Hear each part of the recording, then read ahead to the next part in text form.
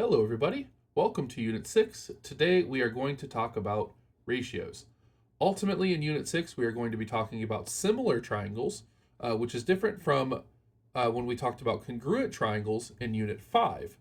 Congruent triangles, of course, are where all of the angles and sides are congruent, therefore identical. And in a similar triangle, all of the angles are still congruent, but the sides are now proportional. In other words, we can have a similar triangle, but it's larger or smaller than the other triangle, making it not identical, but still it's considered similar, right? So let's look at the beginning. The concept we're going to learn today is a basic skill that is necessary to understand how we are going to set up similar triangles in order to understand the relationship between the sides. So what we're going to learn today is a concept known as ratios and proportions. Now, you may have used these before. I'm sure if you've ever baked anything in your entire life or cooked anything or made a recipe, you've used ratios before because you've seen things that say add 1 cup of milk for every 3 cups of water or something like that, right? If that's the case, we're comparing the amount of milk to the amount of water. And if we want to make 3 times the batch, right, we could add 3 cups of milk and 9 cups of water. And that's what a ratio is. A ratio is telling us what is the comparison between the two that we need to know that we can apply on a larger or smaller scale as we wish, right? So let's go ahead and look at this. A ratio is a comparison of two or more quantities. Almost always we're going to be comparing two quantities, but let's say we're comparing, 3 sides of a triangle or something like that. So it can be more, but most of the time in a ratio we're comparing two. Now we can compare this ratio, or we can represent the ratio in multiple ways. So we can write it out as either A over B, like this. We can say A to B, as in like 3 parts water to 1 part milk, right? Or we can say A semicolon B, and these all mean the same thing. They're just different ways of saying the same thing. And of course, the ratios can be simplified just like a fraction can. Okay? So if we look at this example, I'm just going to go over the first one with you and just give you all of the possible answers, and then give you the one that you're going to see the most. So that way you're kind of used to the way that we're used to doing things. So if we look at this, it says a music store has 40 trumpets, 39 clarinets, 24 violins, 51 flutes, and 16 trombones in stock. Write each ratio in simplest form. So in this case, we're comparing trumpets to violins. So we need to know how many trumpets do we have, how many violins do we have, and we're just going to write them in this form, right? So going with the least common first, let's go ahead and start off with this. So we have trumpets to violins. So we're going to say 40, because we have 40 trumpets, right? And then violins, we have 24. So we're going to say 40 to 24. And that's the least common way you're going to see this, right? This is probably more of what you're going to see in like a cookbook and less in like a math classroom, right? So 40 to 24. You can also see it written as 40 to 24, and it's pronounced the same way, 40 to 24. And lastly, the way you're going to see it most often probably in math is as a ratio like this, which is 40 to 24. Now, none of these are actually the correct answer because this here, this 40 to 24 that we got as our final answer right here, right? This can be reduced. So when we reduce, we're basically taking the top and the bottom and we're dividing them by the largest number we can that they share in common, right? So in this case, if we look at the top and the bottom, we see a 40 and a 24. And we know that 40 is divisible by 8 and 24 is divisible by 8. So if they're both divisible by 8, we divide both the top and bottom by 8, and we get 5 over 3.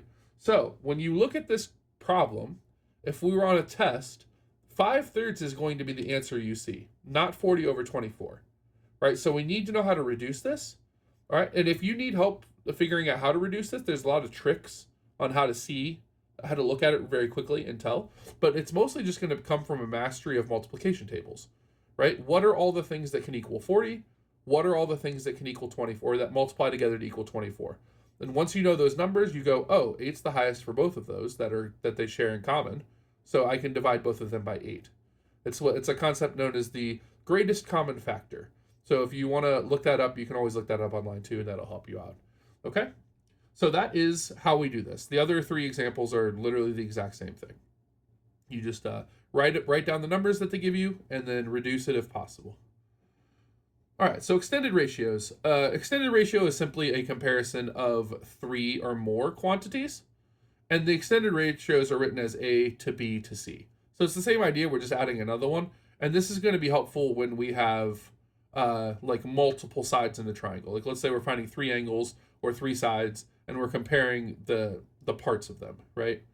So let's go ahead and do a couple of examples. Let's do number 5 and then number 7, because these kind of give us a two examples that'll kind of help us give us both ways here. So the ratio of 2 complementary angles is 3 to 7. So we know that 2 angles are complementary, right? So they form a 90-degree angle. So let's say we have our 90-degree angle, right? And we know that the first one is 3 parts and the second one is 7 parts. But that all together, they're going to equal this, right? So the first part, and I'm just kind of roughly drawing this, right? Let's say it's like this, where this, you'll notice, is the one that's 3 parts, and this is the one that's 7 parts. So all together, right, they're going to equal the whole 90-degree angle, but this one is going to be 7 times the value of this. Or in other words, this angle is going to be 3/7 of the total, and this one is going to be, or not 3/7 of the total, but it's going to be 3 parts to 7 parts, and the other one's going to be like 7 parts to 3 parts, right? There's a bunch of different ways of looking at this. But let's do the math. I think it'll make more sense once we get into the math part of it, right? Because we know that if we have this 3, right, 3 times whatever we're multiplying it by, plus 7 times whatever we're multiplying it by, is going to equal our 90 degrees, right? And the reason why I put these x's here is because, remember, in a ratio, we decide how much we want to add, right? We can do 3 times the batch. We can do 1 times the batch. It doesn't matter, right? In this case, we just know that 3 times whatever our value is plus 7 times whatever our value is going to equal 90. So when we add these together, we can get 10x, and that's going to equal 90.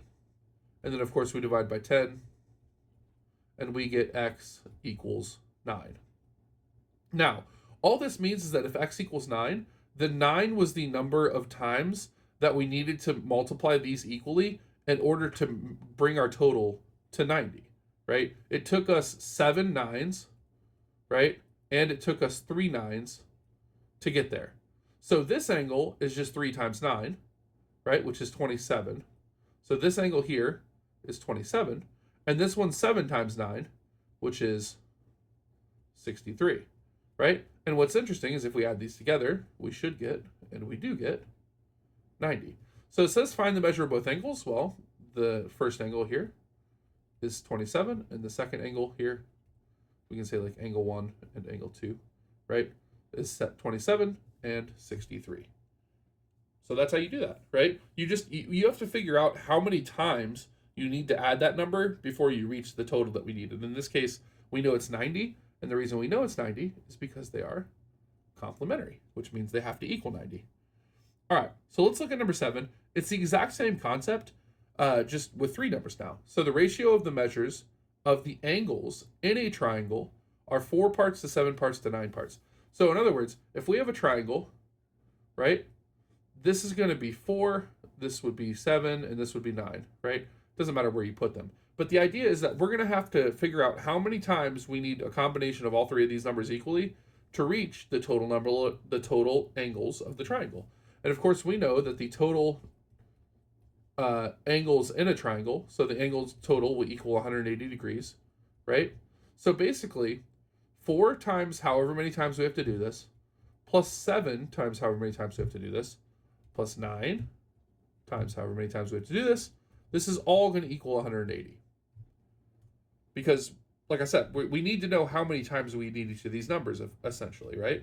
So let's do this. So we have 4 plus 7 plus 9, which is 20x, equals 180. So, of course, we divide by 20. And x is going to equal 36. Oh, no, I'm sorry, 9. Whoops, I went the wrong way. So x equals 9. Okay, so now that we have 9, we know that we just plug 9 in to all these, right? This is going to be 9 times 9. This one's going to be 7 times 9. And this one's going to be 4 times 9. Because we need 9 parts in order to make these all total 180, right? That's what all of this basically means. So now we're just going to do this. So angle 1 is 4. So angle 1 is 4 times 9, which is 36. Angle 2 is 7 times 9, which is 63. And angle 3 is 9 times 9, which is 81. And if we add all three of these together, we should get 180 degrees, which is what we get. So that's perfect. That's how you can kind of check your work, right? So all we're doing is we're saying if we know that the ratio between these is 4 parts to 7 parts to 9 parts, right? We know that this is going to be 4 out of the, what are these out of to 20? This is going to be 4 of the 20ths. This is going to be 7 of the 20ths, and this is going to be 9 of the 20ths. But we need to know how many times we have to put those together in order to equal 180, because that's what we were adding to get, right? Okay, so that's how you do that. Let's move on to a concept known as proportion. Now, this is much more of the practical way we're going to apply things. You notice that a proportion is essentially made up of 2 ratios. So if we look at number 11 right here, right, just kind of look over at it. So at number 11, you notice that this is a proportion, right? It's also known as, it looks like a little division problem, right? And this is a proportion. It's also just a fraction or a division problem. There's tons of names you can call it. They're all the same thing, right? Okay, so let's look at, so an equation that states 2 ratios are equal. So when we look at the definition of a proportion, we're talking about an equation that states that these 2 ratios are equal. So this ratio equals this ratio. And proportions are written as A over B equals C over D. And of course, when we cross multiply them, which is a concept that we'll talk about here in 2 seconds, when we cross multiply them, we're going to get A times D equals B times C. So this is what essentially our final product is going to look like. But like I said, let's just do a few examples and you'll see what I'm talking about. So let's just look back at number 11, okay? So when I say cross multiply, what I mean is we're going to take these and we're going to create an X that goes across the equal sign. And we're going to just multiply those numbers together. So it's going to be 4 times 7 equals 2 times X, right? In other words, 28 equals 2X. Divide by 2, and you get X equals 14. And that's the answer, right? That's how you would solve for X. So all you're doing is cross multiplying. Now, this step here, this first step, I just wrote it out for you so that you can see it. But like, let's do number 12, right? And we can see that we don't have to really work this hard at this if we don't want to. So if we look at this, right? Let's say we have 19 times 12, right? And 19 times 12 is 228. You can always just put that in your calculator. And that's going to equal 10 times X, which is just 10X, right? So you see how I basically just skipped the first step I did over here. Because, I mean, over here, you see that I wrote it all out. Over here, I just kind of combined it when we did it. You can do it either way. That's fine. If it makes it easier for you to write it out, then do that. I'm going to divide by 10. Now, this isn't going to be a clean number, right? But anytime you divide by 10, you're just moving the decimal point over 1. So this is 22.8. All right. So that's X for that one. Now, essentially, you're just doing the same thing for all of these, right? Let's look at an easier one here. Well, it's a little bit more complicated, but let's look at an easier version of the more complicated one, if that makes sense. So what we're going to do is cross multiply, just like before, right? So we're going to have 17 times 19, and that equals 5 times X plus 4. Now, we have to remember that when we're doing this, we're applying the 5 to the X and the 5 to the 4, right? It's not just one or the other. So first of all, let's do the 17 times 19. That's 323. Just throw that into your calculator if you want. And then I got 5x plus 20. Okay? So I'm going to write this. We're going to do the next step up here. I'm going to subtract 20 from both sides. So 323 minus 20 equals 5x. And of course, this will be 303 equals 5x. Divide by 5. And of course, this isn't going to come out clean either, right? But that's okay. We have calculators for a reason.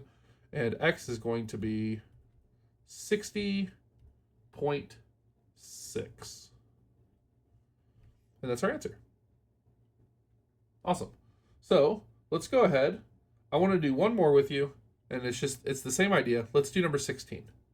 So on number 16, we cross multiply, right? And we get 18 times the quantity 3x plus 4 equals 15 times 12. Cool. All right. So when we do 18 times 3 is 54. We have 54 plus 18 times 4 is 72. And that equals 15 times 12, which is 180. All right. So, oh, shoot, it should be 54x. My bad. So, yeah, so minus 72,